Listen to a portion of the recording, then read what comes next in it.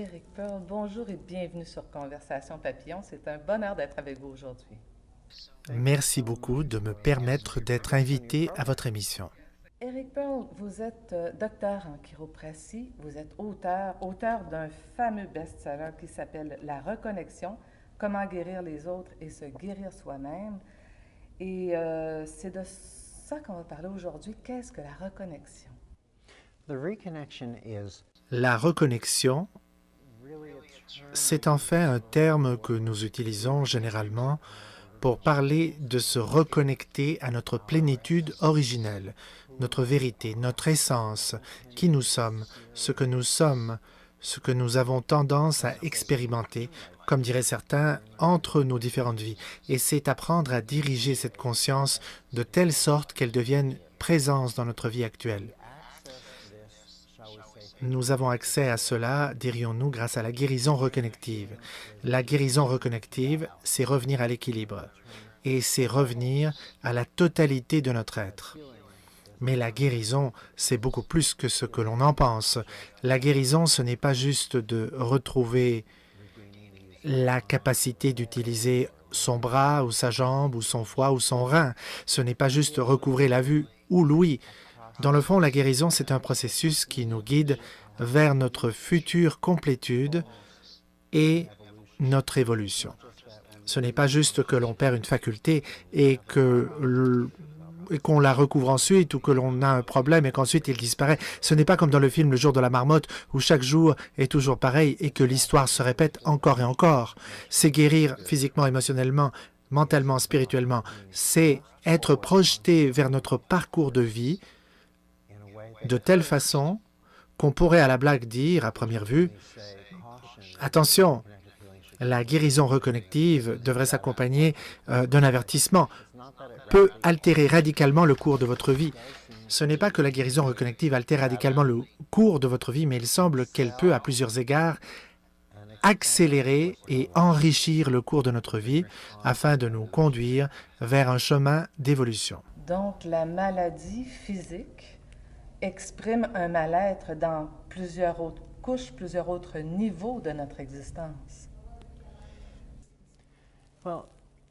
La maladie, en anglais disease, signifie sans facilité, littéralement. Maintenant, ce que nous appelons une maladie, dans la plupart des cas, ce n'est seulement que la façon comment elle se manifeste dans notre organisme, mais c'est l'absence de facilité systémique qui cause cette manifestation. Permettez-moi de vous l'expliquer ainsi. Disons par exemple que quelqu'un a un cancer. Cette personne va voir son médecin qui lui trouve une tumeur. Alors le médecin traite le patient par radiothérapie, ils essaient d'enlever la tumeur par chirurgie, ils essaient de se débarrasser des cellules résiduelles de la tumeur et tout est disparu, il n'y a plus de traces de cancer dans l'organisme du patient. Alors donc pourquoi est-ce que les médecins ne diront pas que ce patient est guéri à moins qu'il n'y ait pas de récidive du cancer durant 5 ans? C'est parce que les médecins n'ont pas composé avec le réel problème. Ils n'ont pas composé avec le manque de facilité.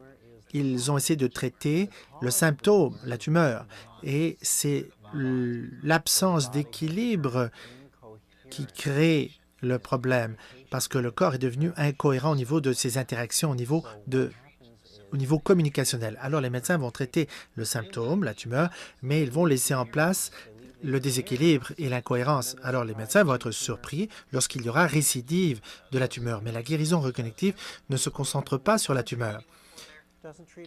La guérison reconnective ne traite personne d'un cancer.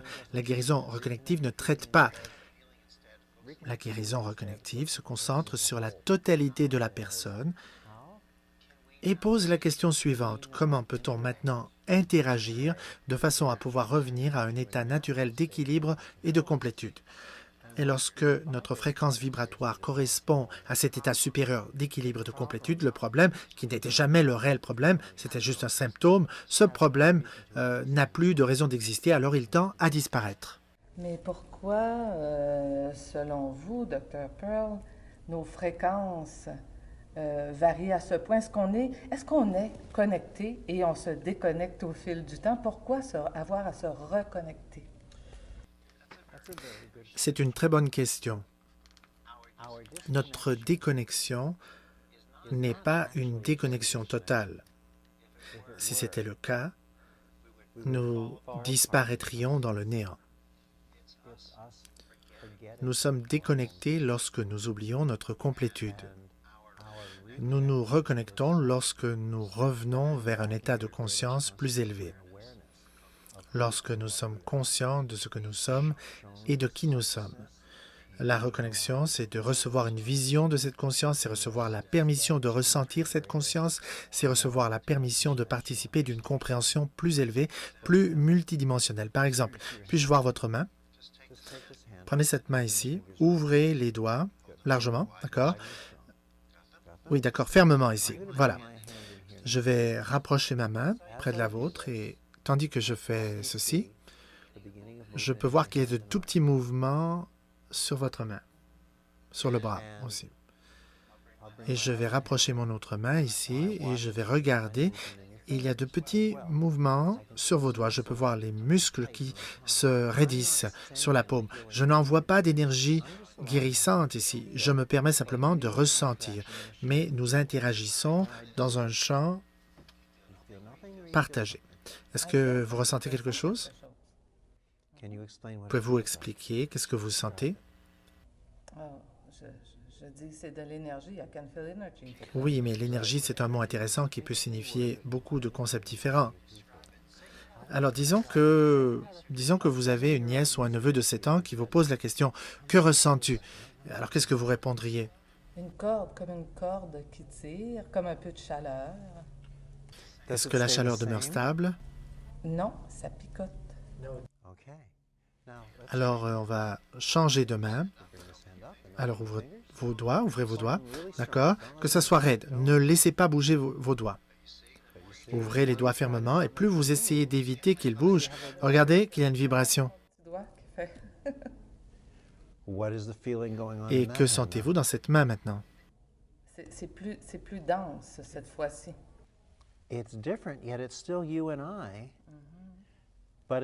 C'est différent, mais il n'y a que vous et moi ici.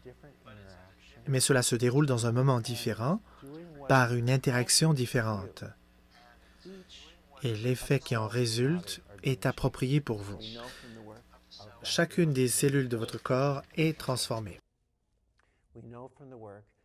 Nous savons que d'après le travail du Dr Fritz Albert Popp en Allemagne, que chacune des cellules dans notre corps, en fait, que l'ADN de chacune de nos cellules émet des niveaux de lumière et que lorsque notre santé se détériore, cette lumière diminue de façon mesurable et perd sa nature harmonique. Nous savons que lorsque la lumière s'élève à un niveau supérieur, à un niveau d'harmonie supérieure, nous sommes alors dans un état généralement plus élevé d'équilibre et de santé. La guérison reconnective, en fait, ces fréquences vous permet d'aller plus loin que ce que l'on a pu faire à ce jour avec les techniques de guérison énergétique, parce que cela va bien au-delà de l'énergie et participe des propriétés de la lumière et de l'information dont nous n'avions pas encore été témoins. Cela rétablit un niveau d'harmonie et de cohérence lumineux plus élevé et cette lumière communique alors avec toutes les cellules de l'organisme et l'essence de ce que l'on est et de qui on est. Ce que l'on sait jusqu'à maintenant, selon 6 études différentes, c'est que lorsqu'on interagit avec le spectre de la guérison reconnective, l'énergie, la lumière et l'information, cela restructure ou, comme j'aime dire, cela reconnecte notre ADN qui s'élève à un niveau optimal. Mais lorsque vous parlez d'information, de lumière et de cette circulation d'information, vous parlez aussi de médecine quantique. Bien sûr, il s'agit ici de physique quantique. Nous entamons une étape plus élevée de notre évolution quantique. Et la physique quantique est l'évolution de la physique sur notre route qui nous permet de mieux la comprendre. Maintenant, la physique quantique n'a pas réponse à tout. Nous ne comprenons pas entièrement ce que c'est que la physique quantique. Le fait est que tout existe avant que la science trouve une façon de le prouver ou de l'expliquer. Autrement, la science n'aurait plus rien à découvrir, ni prouver, ni expliquer. Nous pensons souvent, à tort, que l'absence de preuve est une preuve d'absence ou d'inexistence, mais ce sont là des concepts très différents. Il faut d'abord qu'une chose existe pour pouvoir ensuite la prouver et l'étudier. Très juste. C'est tout à fait vrai. Souvent, nous allons chercher des réponses dans des domaines encore incertains. Puis, nous en revenons avec des informations qui illuminent ce que l'on connaissait déjà et qui éclairent davantage notre route, ce qui nous permet d'avancer et de faire des découvertes de plus en plus grandes. Une question me vient aussi en tête. Est-ce qu'à trop vouloir guérir le corps physique, on s'éloigne de la guérison? Parce que, si j'ai bien compris, la guérison s'installe dans plusieurs dimensions de notre être. Et la problématique, souvent, de ce que je vois, c'est qu'on cherche à guérir une maladie, on cherche absolument à guérir le corps physique d'abord et avant tout.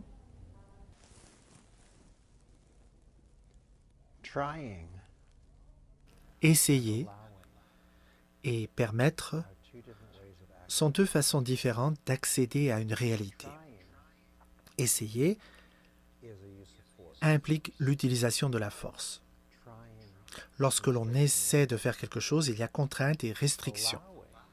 Permettre ou laisser l'activation se produire, c'est créer l'ouverture qui donne naissance à un courant et à un partage.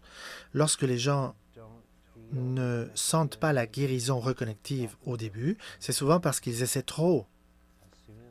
Aussitôt qu'ils arrêtent d'essayer et qu'ils laissent la reconnexion se produire d'elle-même, ils peuvent en principe la ressentir. Heureusement, la guérison reconnective s'active quoi qu'il arrive, parce qu'elle est, tout simplement. La guérison reconnective ne requiert aucune foi, aucun espoir, aucune croyance, aucune programmation neurolinguistique, aucun tapping ou tapotement, aucune technique, quelle qu'elle soit.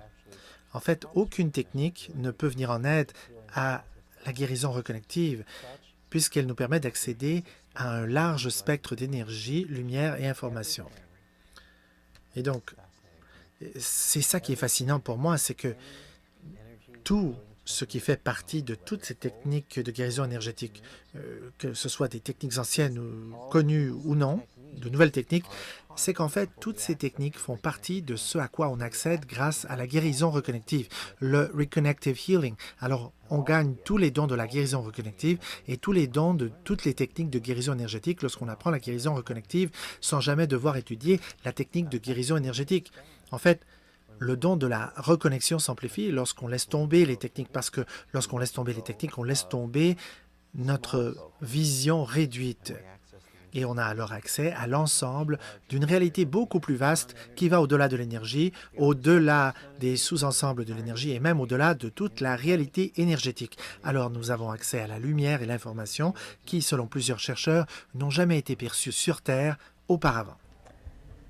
Quoi dire aux personnes qui demandent, mais quelle est la différence entre la reconnexion et le Reiki, par exemple? Ou pourquoi la reconnexion agit-elle différemment que d'autres techniques vibratoires ou énergétiques?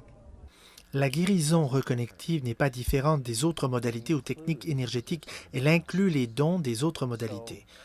Alors, disons, par exemple, disons que vous avez une magnifique tapisserie composée de magnifiques fils de couleurs uniques. Des fils de couleur or, des fils de couleur argent, cuivre, violet, vert, bleu, rouge. Alors, supposons que quelqu'un vous pose la question, comment cette tapisserie diffère de ce fil doré? En fait, la tapisserie n'est pas différente du fil doré. La guérison reconnective vous donne non seulement un fil doré qui fait partie de la tapisserie, mais aussi elle vous permet de faire beaucoup plus que ce que vous pouvez faire juste avec un fil doré. Le Reconnective Healing, ce n'est pas différent du Reiki, du Qigong, Zhenchun, Jorei ou de nouvelles techniques énergétiques. Alors, ces modalités sont un fil de la tapisserie que l'on reconnaît dans le spectre ou l'éventail de la guérison reconnective. Donc, cela vous donne tous les avantages de toutes ces techniques, mais la guérison reconnective permet d'avoir accès à une façon plus étendue de l'utiliser et d'en bénéficier. Sachant ce que vous savez aujourd'hui, Éric, Qu'est-ce que vous diriez à un patient qui entre dans votre bureau et vous dit qu'on vient de lui diagnostiquer un cancer en phase terminale?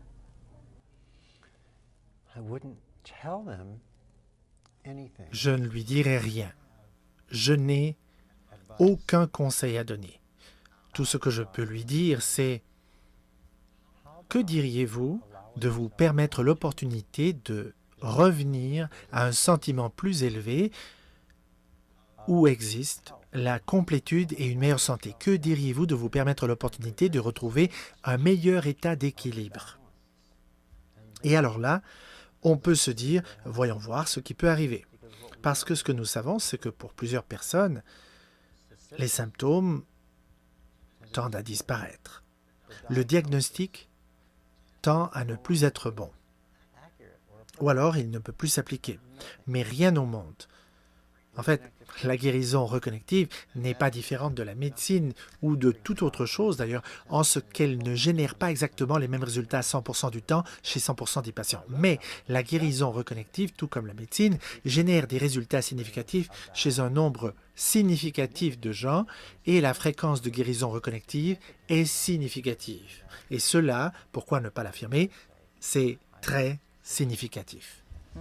D'ailleurs, avant notre rencontre, j'ai googlé votre nom sur Internet et l'histoire de Dimitri, un petit garçon de 5 ans qui a guéri après une séance de reconnexion d'une infirmité motrice cérébrale importante. C'est quand même assez fascinant de voir des histoires comme ça. Et vous en avez vu des centaines et peut-être plus encore, des histoires miraculeuses de guérison.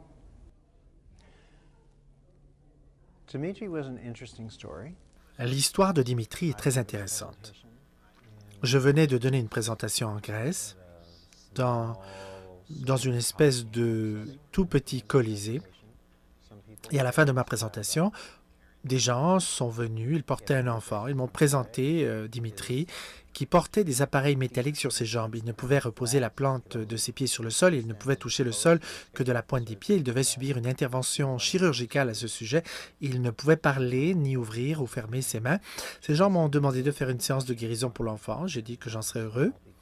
Je serais heureux de le faire. Alors, nous avons débuté cette séance de guérison. On lui a enlevé ses appareils métalliques. Mais ce qu'on ne s'est pas rendu compte, c'est qu'à l'endroit où l'on se trouvait, le Colisée, c'était l'heure de la fermeture et les lumières se sont éteintes. Mais pour la première fois de sa vie, cet enfant a quitté la table de message où il se trouvait. Il était étendu devant moi, mais il s'est levé sans ses appareils métalliques et il a ensuite descendu les marches de la grande scène et s'est mis à courir vers ses parents qu'il appelait. Ses parents étaient effrayés, ils ne l'avaient jamais vu courir. L'enfant a couru dans le Colisée, a monté puis descendu 2 fois les marches du Colisée. Plus tard cette semaine, on m'a présenté à nouveau Dimitri. Et l'enfant pouvait parler clairement. On lui avait enseigné à compter de 1 à 10 en anglais. Sa chirurgie n'était plus du tout nécessaire. Son rendez-vous avait été annulé. Il a connu un changement spectaculaire que l'on pourrait à tort interpréter comme une guérison. Parce que bien sûr, ce qui est évident, c'est d'abord ce que notre esprit rationnel voit, l'élément physique.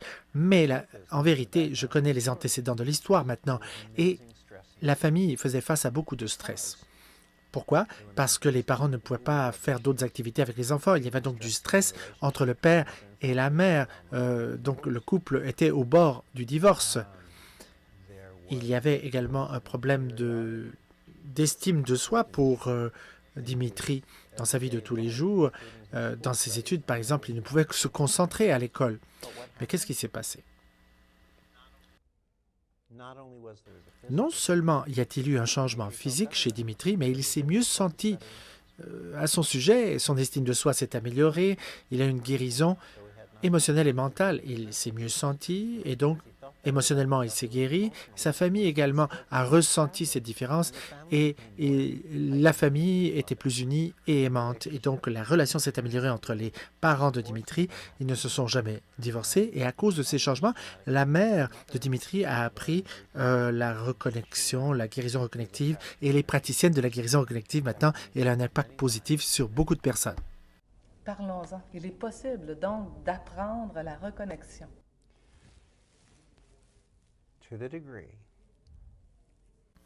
Dans la mesure où quelqu'un est prêt à se libérer du désir de se concentrer sur des techniques énergétiques, afin de comprendre, d'accueillir, d'incarner la philosophie de la guérison reconnective, selon laquelle, puisque nous avons été créés parfaits, nous n'avons pas besoin d'être améliorés. Tout ce qu'il faut, c'est de ne pas avoir d'interférence. Une personne peut apprendre à avoir accès aux fréquences de la guérison reconnective et à retrouver un état vibratoire plus élevé où toute réalité qui est dense ou plus lourde que cette vibration n'a soudain plus rien à quoi s'accrocher. Alors cette réalité s'enfonce et disparaît. Lorsqu'on apprend à avoir accès à un large spectre de lumière, alors tout ce qui est plus foncé n'a plus de réelle existence puisque les ténèbres ou la noirceur, ce n'est que l'absence de lumière. Alors on comprend que l'on sait harmoniser à la fréquence vibratoire de la vérité. Les non-vérités ou les faussetés disparaissent tout simplement. Le fait que Dimitri ne pouvait marcher ou parler, cela n'était tout simplement pas la vérité de Dimitri. Alors ces non-vérités sont disparues de sa réalité. Dans la mesure où on se permet la liberté de ne plus s'accrocher aux vieilles façons de penser et aux concepts contraignants qui présupposent ce que devrait être ou ne pas être la guérison, on peut se libérer de ces contraintes en se mettant en état d'observateur et d'objet d'observation, en état de témoin et d'objet de témoignage, où l'on est vision et où l'on est vu. Dans cette mesure, on peut alors devenir un catalyseur de guérison. Je peux alors pratiquement vous promettre que lorsque vous aurez suivi les enseignements de la guérison reconnective et que vous serez devenu praticien des fondements de Reconnective Healing, je peux essentiellement vous promettre deux choses. A, vous pourrez alors tout faire en ce qui a trait à ce domaine de guérison avancée. Vous pourrez faire tout ce que moi je peux faire et tout faire ce que tout être humain peut faire sur cette planète en ce qui a trait à ce domaine de guérison avancée. Mais en même temps, il faut comprendre qu'il ne s'agit pas juste de paralysie cérébrale, de sclérose en plaques, de tumeurs, de problèmes physiques, et ainsi de suite. Il s'agit plutôt de revenir à un état d'équilibre général où la partie émergée de l'iceberg n'existe plus. Car 90% de l'iceberg qui est sous l'eau n'est plus là pour pousser la pointe de l'iceberg vers le haut. Et une autre chose, lorsque vous avez rencontré cet enfant, dans quel état d'esprit vous étiez? Avez-vous l'intention de guérir l'enfant? Parce que lui n'avait probablement même pas l'intention de guérir lui-même. Non, ça ne dépend pas de l'intention. La guérison reconnective nous guide bien au-delà des limites de l'intention. Parce que tout ce que l'on peut avoir l'intention de faire est limité par notre esprit rationnel. L'esprit rationnel est limité et peut-être bien intentionné, mais il nous permet de croire ce que quelque chose devrait être selon sa perception limitée des choses. Mais mon attention a permis à cet enfant de recevoir la guérison la plus appropriée pour lui dans sa situation. Et c'est ça qui s'est manifesté. Voyez-vous, il y a quelque chose d'important à comprendre. Et même si on faisait une entrevue de 3 heures, on ne pourrait vraiment bien communiquer ce que je veux vous dire, mais ce qu'on a fait il y a moins de 6 mois, c'est que nous avons pris la première partie de l'enseignement de la guérison reconnective, le Reconnective Healing, ce qu'on appelle la première partie ou le niveau 1, et tout ça est maintenant disponible en ligne. Pourquoi on a fait ça? C'est parce que ça va vous donner 8 heures d'éducation, 2 heures d'exercice seulement, par exemple, pour que vous ressentiez, vous trouviez les fréquences. Ça nous donne le temps de discuter de la philosophie, des éléments scientifiques, de vous montrer comment travailler avec les fréquences de guérison pour faire en sorte que ces fréquences de guérison reconnective puissent faire partie de votre vie de tous les jours, pour que ça fasse partie de votre quotidien. Et vous pourrez avoir accès à cet enseignement partout où vous avez accès à l'Internet. Donc, vous pouvez télécharger le tout, réviser certaines notions, étudier à votre rythme. Et vous pourrez commencer à porter une philosophie qui sera vôtre. Vous pourrez vous approprier la porte qui s'ouvre devant vous, vous menant à une meilleure compréhension, à une conscience plus élevée. Et en vérité, voyez-vous, vous et moi, nous ne sommes que conscience, qui se manifeste dans un corps, une forme physique. Voyez-vous, lorsqu'on a fait l'exercice avec vos mains, on ne se touchait pas, et pourtant, on avait un impact l'un sur l'autre. Pas juste moi sur vous, mais l'un sur l'autre. En réalité, tous se touchent, et personne ne se touche en même temps, puisque entre nous, il n'y a pas rien. Quand bien même la science traditionnelle nous dit que c'est de l'espace vide, on sait aujourd'hui que ce n'est pas de l'espace vide. Oui, c'est un champ d'information. Et vous êtes un champ d'information, et moi aussi. Alors, tout changement en chacun de nous est approprié par chaque proton en nous. Et lorsque cela survient, le proton comprend, change, obtient une compréhension supérieure. Et alors là, le proton voit sa question être répondue et change, ce qui a des répercussions partout dans l'univers. C'est-à-dire que votre changement, votre évolution, les protons en vous qui évoluent ont un impact sur tous les protons de l'univers. Lorsque quelqu'un vous dit « vous êtes trop curieuse », c'est qu'ils ne comprennent pas. Votre curiosité a été conçue de façon ontologique. C'est inné en vous parce que votre curiosité permet à l'univers de croître et de s'étendre parce que l'univers dépend de vous, de votre intention. L'univers dépend du changement de tous.